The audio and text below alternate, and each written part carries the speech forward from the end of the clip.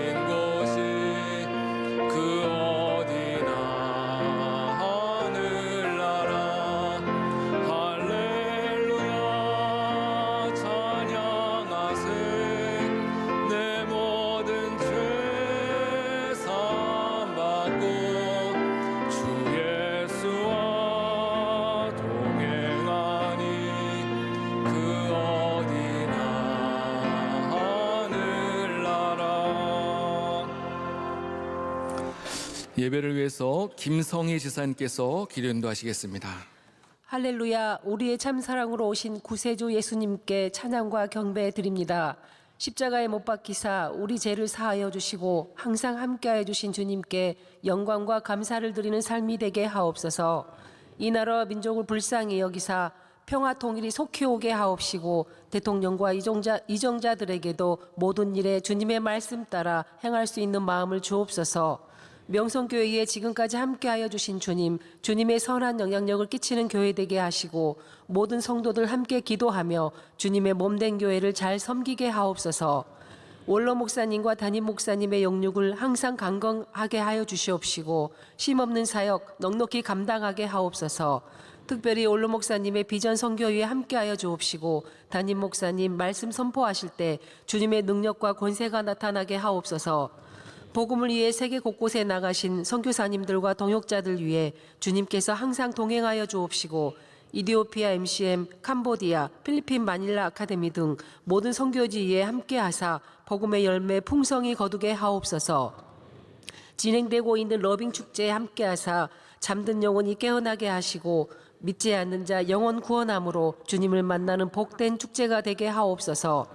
군장병과 해외 유학생 또한 모든 환우들의 영육을 강건하게 하시고 주님을 깊이 만나는 은혜와 축복을 더하여 주옵소서. 이 시간 목사님 말씀을 통해 우리 삶에 나아갈 바를 알고 말씀 따라 살아가는 우리 모두가 되길 원하오며 존귀하신 예수 그리스도의 이름으로 기도드립니다. 아멘. 오늘 우리에게 주신 하나님의 말씀은 마태복음 3장 1절에서 6절 말씀입니다. 마태복음 3장 1절에서 6절 말씀 한 절씩 교독하시겠습니다. 그때 세례 요한이 이르러 유대 광야에서 전파하여 말하되 그는 선지자 이사야를 통하여 말씀하신 자라. 일러스되 광야에 외치는 자의 소리가 있어 이르되 너희는 주의 길을 준비하라. 그가 오실 길을 곧게 하라 하였느니라.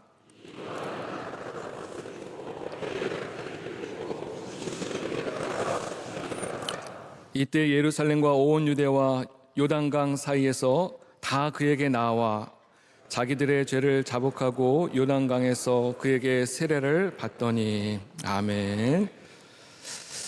할렐루야. 오늘 이 새벽에도 하나님께서 우리 모든 성도들에게 큰 위로와 평안과 또 여러분들의 기도에 신실하게 응답하시는 은혜가 함께 하시기를 주님의 이름으로 축복합니다. 오늘 우리가 살아가는 이 시대를 일컬어서 흔히 말세의 시대다, 종말의 시대다, 이런 이야기들을 많이 합니다. 베드로전서 4장 7절을 보면은 만물의 마지막이 가까웠으니 그러므로 정신을 차리고 근신하여 기도하라 말씀하고 있습니다. 만물의 마지막이 가까웠다는 말은 다른 말로 표현하면은 주님이 오실 날이 가까이 왔다라고 그렇게 말씀드릴 수가 있습니다. 주님께서는 분명히 다시 오실 것을 우리에게 약속하셨습니다. 우리 모두는 슬기로운 다섯 처녀와 같이 등에 기름을 준비하여 주님 다시 오심을 기다리고 준비하는 슬기롭고 지혜로운 성도들이 되어야 될 줄로 믿습니다. 우리가 지난 주간 성탄절을 보냈는데요, 이 성탄절에는 크게 두 가지의 영적인 중요한 의미가 있습니다. 하나는 2000년 전에 이 땅 가운데 아기 예수로 오신 그 예수님을 함께 기뻐하고 축하하는 의미가 있지만은 또 하나의 의미는 다시 오실 주님, 영광 가운데 다시 오실 주님을 우리가 또 기다리고 준비하는 절기이기도 합니다. 그래서 저는 오늘 말씀을 통하여서 다시 오실 주님을 우리가 어떠한 마음가짐으로 맞이하고 준비해야 될지 함께 은혜를 나누고자 합니다. 오늘 말씀을 보면은 세례 요한의 사역에 이제 포커스가 맞춰져 있습니다. 세례 요한은 이제 이 사복음서에 이 세례 요한에 관한 기사가 다 기록이 되어 있는데 그만큼 이 세례 요한의 사역은 예수님의 공생애에 포문을 여는데 굉장히 비중 있는 인물임을 성경이 우리에게 말씀하고 있습니다. 세례 요한에게는 사명이 있었습니다. 그 사명은 무엇이냐면은 이스라엘 백성들에게 이 땅 가운데 오실 메시아를 준비하기 위해서 그는 한평생 유대 광야에 살면서 하나님의 그 복음의 메시지를 외친 그런 삶이었습니다. 회개하라, 천국이 가까이 왔느니라, 이 메시지를 외치면서 이 땅 가운데 오실 메시아를 준비하라는 것입니다. 성경에 보면은 세례 요한의 사역 가운데 그가 사람들의 병을 고쳤다든지 어떤 신비한 능력과 기사와 이적을 행했다든지 이런 기록은 하나도 나오지 않습니다. 세례 요한은 단지 그들에게 회개하라, 천국에 가까웠느니라, 이 주제로 말씀을 전했을 뿐인데 전국의 원근 각처에서 수많은 백성들이 이 메시지를 듣고 세례를 받으려고 수많은 백성들이 원근 각처에서 몰려오는 것을 보게 됩니다. 우리가 다시 오실 주님을 맞이하고 준비하기 위해서는 우리는 반드시 회개해야 됩니다. 우리의 모든 죄와 허물과 하나님 앞에 잘못되고 또 어그러지고 무너졌던 우리의 삶을 회개하고 또 하나님과 관계를 회복할 때 우리는 다시 오실 주님을 또 기대함 속에 맞이하게 되는 것입니다. 그저께 새벽에 담임 목사님께서 연말에는 작별을 잘해야 된다라는 주제로 말씀을 주셨습니다. 이 작별이라는 것은 사랑과의 작별도 있지만은 목사님께서 말씀하신 것은 우리의 삶을 자꾸만 끌어당기고 우리의 삶을 부정적으로 만드는 그 모든 잘못된 습관과 또 취미와 우리의 시간을 자꾸만 잡아먹는 이 모든 잘못된 것들로부터 작별이 될 것을 우리에게 말씀하셨습니다. 우리는 특별히 연말을 보내면서 죄와도 작별을 해야 됩니다. 이 죄가 우리의 영적인 발걸음, 믿음의 발걸음을 무겁게 만들고 지치게 만드는 것입니다. 그래서 히브리서 12장 1절에 보면은 모든 무거운 것과 얽매이기 쉬운 죄를 벗어버리라 말씀하고 있습니다. 우리가 연말을 보내면서 우리가 정말 무거웠던 모든 죄들, 하나님과 관계를 가로막고 있는 죄들, 하나님께 더 깊이 나아가는 것을 방해하는 그 모든 죄들과 깨끗하게 작별하시고 새로운 한 해를 맞이하시기를 주님의 이름으로 부탁드립니다. 일반적으로 우리가 회개하라 그러면은 내 잘못을 하나님 앞에 뉘우치고 눈물 흘려서 기도하는 그런 정도로 회개를 생각을 합니다. 그런데 오늘 이 세례 요한이 선포한 회개는 그런 회개가 아닙니다. 회개에 합당한 열매를 맺는 것이 참된 회개라고 말씀하고 있습니다. 그래서 누가복음 3장에 보면은 굉장히 구체적이고 굉장히 실질적인 회개를 말씀하고 있습니다. 이런 말씀이 있습니다. 옷 2벌을 가진 자는 없는 자에게 나눠줘라. 또 세리는 부과된 세금 외에는 걷지 말아라. 군인들은 남의 물건을 강탈하지 말고 받는 급료를 족하게 여겨라. 다 어떤 물질과 관련된 거 아니겠습니까? 우리 모든 욕심들, 우리 모든 교만들을 내려놓고 또 나누며 베풀며 사는 것, 이것이 하나님 보시기에 합당한 회개의 열매라고 말씀하고 있는 것입니다. 이것을 오늘 우리의 삶에 적용해 본다면 어떻게 될까요? 만일 하나님께서 나에게 물질의 복을 많이 주셨다고 한다면은 없는 자에게, 가난한 자에게 함께 나눠주며 살 것을 말씀하고 있는 것입니다. 혹시 회사를 운영하는 사장님이 계시다고 한다면은 직원들의 월급을 착취하지 말고 제때에 또 잘 나눠줄 것을 말씀하는 것입니다. 또 만일 나 때문에 누군가 물질의 손해를 보고 억울하고 눈물 흘리는 분이 있다면은 얼른 가서 그분께 사과하고 빨리 배상하라는 거예요. 그러니까 세례 요한의 이 회개는 굉장히 실질적이고 또 굉장히 구체적인 그런 회개를 말씀하고 있는 것입니다. 이런 삶의 변화가 없는 회개, 그냥 감정적으로 눈물만 흘리는 회개는 온전한 회개가 아니라는 것이에요. 우리의 삶에 참된 변화와 우리의 삶에 이런 많은 변화가 있을 때 그것이 하나님이 기뻐하시는 회개고, 이것이 주님을 다시 오실 주님을 맞이하는 우리 성도들의 삶의 자세인 줄로 믿습니다. 오늘 요한은 회개하라 외치면서 천국이 가까이 왔다 말씀하고 있습니다. 여기서 가까이 왔다라는 이 말의 의미는 2가지 의미를 담고 있는데, 하나는 공간적으로 물리적으로 가까이 왔다는 거예요. 교구장들은 이제 가끔 장례 때문에 먼 지방을 다녀오는 경우가 있습니다. 멀리 지방에 가서 이제 장례를 마치고 이제 다시금 서울을 향해서 이제 운전을 하고 오는데, 이제 강동구만 들어서면은 이제 안도의 한숨이 나와요. 이제는 교회 가까이 왔구나, 집에 가까이 왔구나 하면서 이제 안도의 한숨을 내쉽니다. 이와 같이 천국이 가까이 왔다 이 말씀은 손에 뻗으면은 닿을 정도로 천국이 매우 가까이 왔다는 것을 말씀하고 있는 것이에요. 또 그런가 하면은 가까이 왔다라는 말의 의미는 시간적으로 굉장히 가까이 왔다는 것입니다. 제가 어릴 적에는 영화를 새로 개봉하면은 그 영화에 대한 기대감을 높이기 위해서 광고를 하면서 마지막에 이런 문구가 쓰입니다. 개봉 박두. 개봉 박두. 영화가 곧 시작되니까는 좀 기대하고 많이 보러 오라는 거예요. 요즘은 영어로 쓰더라고요. Coming soon. 이 영화가 곧 시작되니까는 그럼 막 기대감을 막 높이지 않습니까? 하나님의 나라, 천국이 굉장히 임박했다는 거예요. 굉장히 가까웠으니까는 회개하고 그 천국을 맞이할 준비를 하라. 세례 요한이 그것을 지금 우리에게 촉구하고 있는 것입니다. 그 사도행전 2장과 사도행전 4장에 보면은 이 많은 초대교회 성도들이 은혜를 받고 그들이 성전에 모이기를 힘쓰고 교제하고 떡을 떼고 또 은혜를 나누는 그런 장면이 나오는데, 근데 이 초대교회 성도들 가운데서 굉장히 참 이렇게 특이한 그런 현상이 나타나는 것을 보게 됩니다. 그들 가운데 보면요, 그들이 자신의 물건을 서로 통용했다 말씀하고 있어요. 함께 나눴었다는 거예요. 한번 생각해 보시기 바랍니다. 여러분들이 다 이제 자동차가 있으신데, 야, 너 자동차를 나랑 좀 같이 나눠 쓰자 이렇게 한다면요, 정말 그 자동차를 함께 선뜻 내어줄 사람이 과연 몇 명이나 있겠습니까? 정말 쉽지 않은 일이거든요. 근데 초대교회 성도들이 자신들의 물건을 서로 다 통용했다는 것이에요. 또 그런가 하면은 자신들의 모든 재산을 다 팔아서 가난한 자들에게 다 나눠줬다. 그래서 초대교회 성도들 가운데는 가난한 자가 한 사람도 없었다. 성경에 그렇게 기록하고 있습니다. 정말 이해하기 힘든 현상이 아닐 수가 없습니다. 왜 초대교회 성도들이 그렇게 은혜 받고 말씀을 나누고 떡을 떼고 여기까지는 좋은데 어떻게 이렇게 자신들의 물건을 통용하고 재산을 팔아서 가난한 자들에게 나눠주고 정말 무엇이 그들로 하여금 이런 좀 특별한 행동을 하게 한 것일까?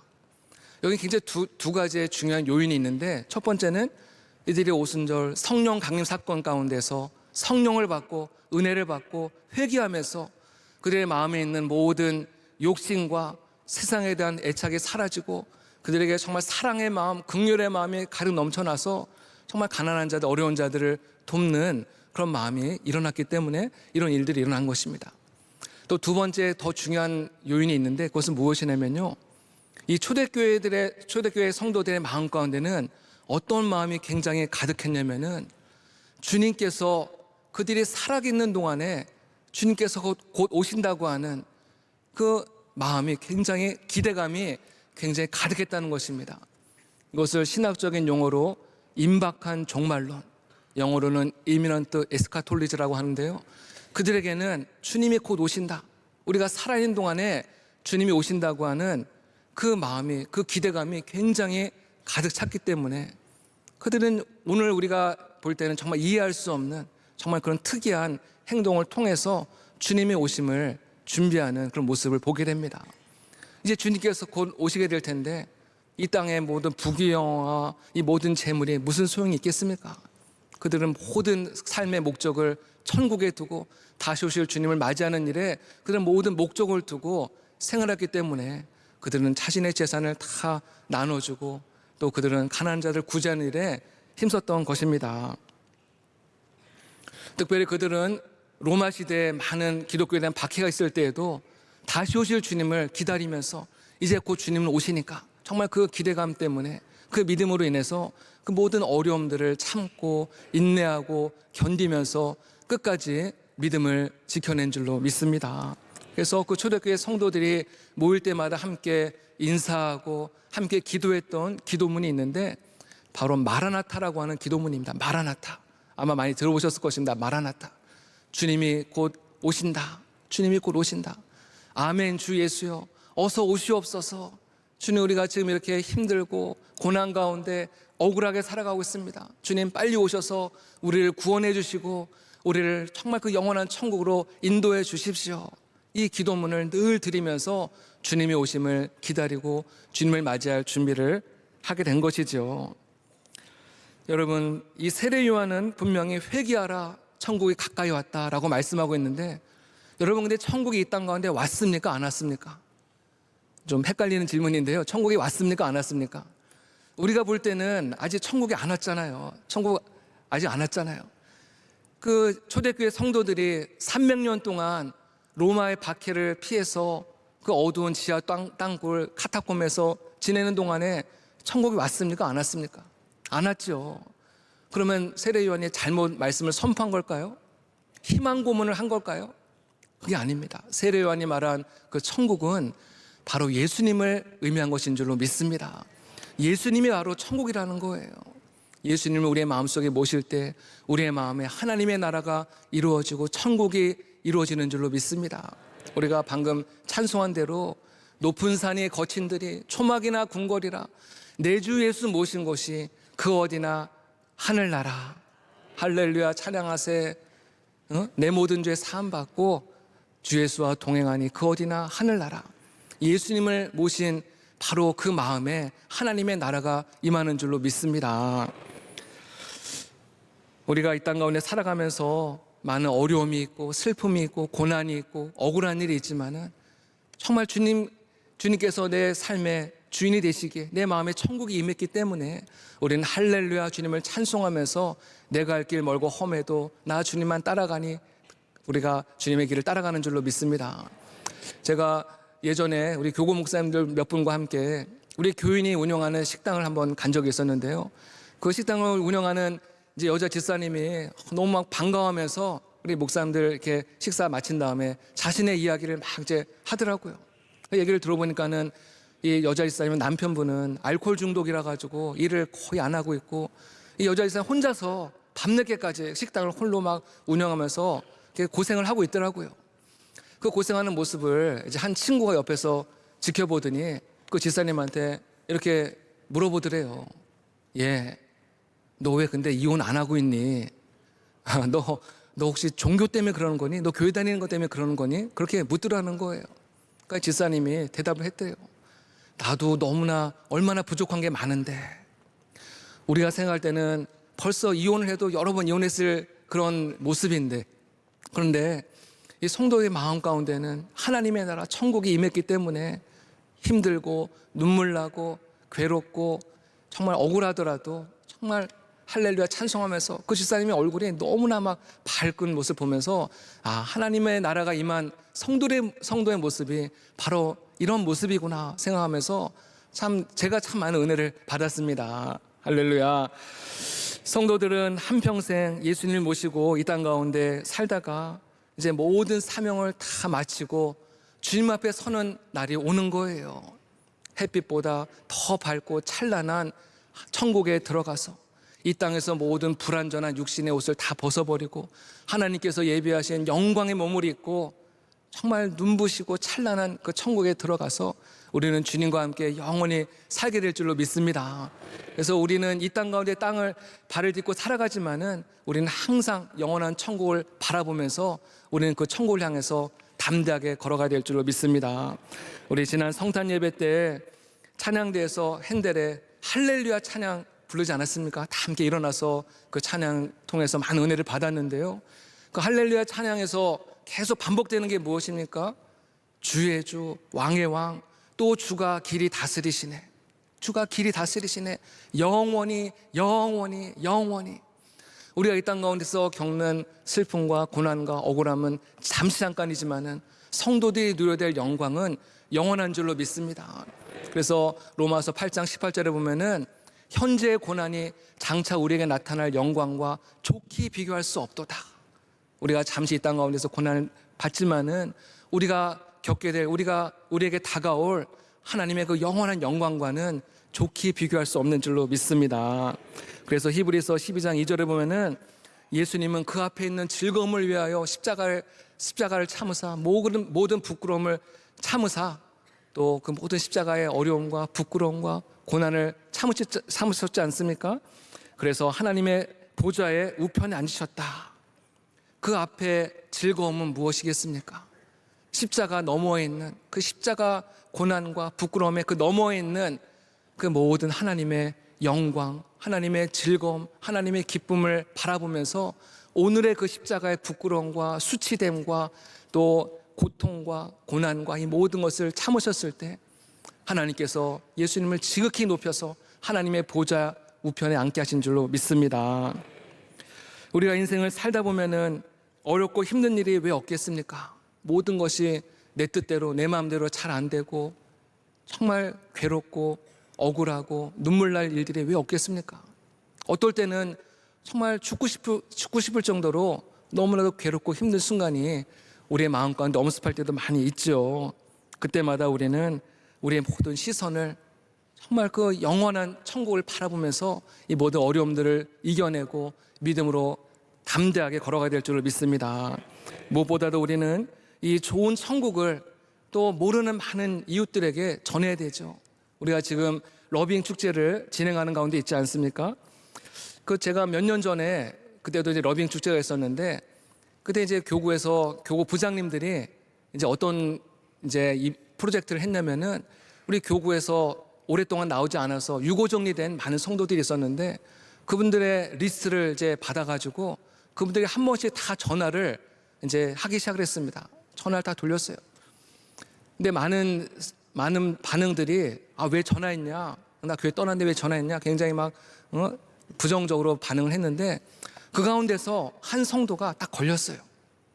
이 성도는 그 가정에 굉장히 많은 말할 수 없는 어려움과 또 큰 일을 겪으셨고 이분도 또 암 수술을 받고 굉장히 마음이 곤고하고 또 공허하고 굉장히 지쳐있는 상태에 있었는데 마침 교구의 권사님이 이제 권사님한테 걸려온 그 전화를 받고서는 굉장히 마음에 큰 위로를 받고 내가 다시 교회 나가겠습니다. 그렇게 얘기를 했다는 거예요.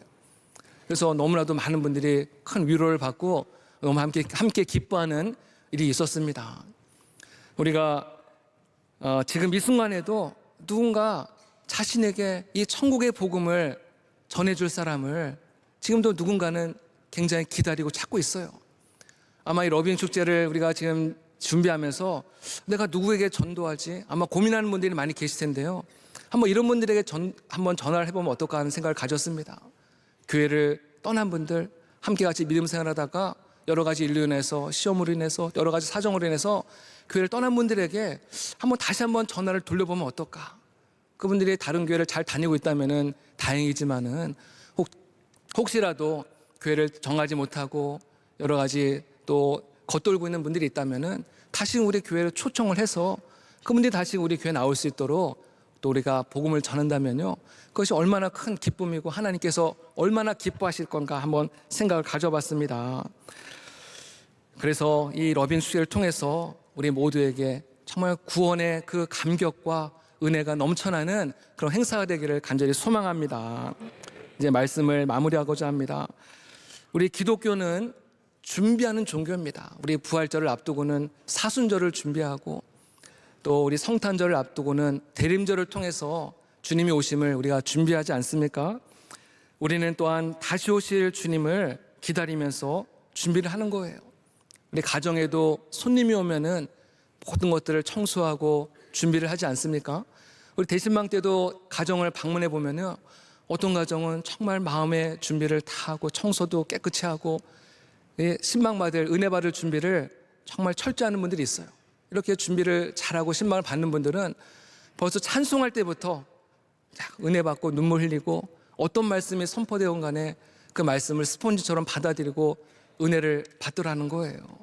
우리는 다시 오실 주님을 정말 우리가 기쁨으로 또 감격 가운데 주님을 맞이할 준비를 해야 될 줄로 믿습니다. 이제 올 한 해가 며칠 남지 않았는데요, 기도와 말씀을 통하여서 회개를 통하여서 우리 자신을 돌아보고 지난 1년 동안 살아오면서 나는 열심히 잘 산다고 살아왔지만은 또 돌아보면은 나도 모르는 사이에 우리의 마음에 많은 죄의 찌꺼기가 껴있는 것들이 많이 있거든요. 그 요한계시록 22장에 보면은 자기의 두루마기를 빠는 자가 복이 있다 말씀하고 있습니다. 매일같이 주님의 보혈에 나의 더러워진 나도 모르게 더럽혀진 우리의 예복을 빨고 또 정결하게 하고 주님이 다시 오심을 준비할 때 주님께서 우리를 기쁨으로 맞이해 주시고 우리를 영원한 천국으로 인도하실 줄로 믿습니다. 우리가 천국에 다시 들어가는 그날까지 끝까지 믿음의 길을 잘 달려가시는 저 여러분 되시기를 주님의 이름으로 축복합니다. 이제 기도하겠습니다.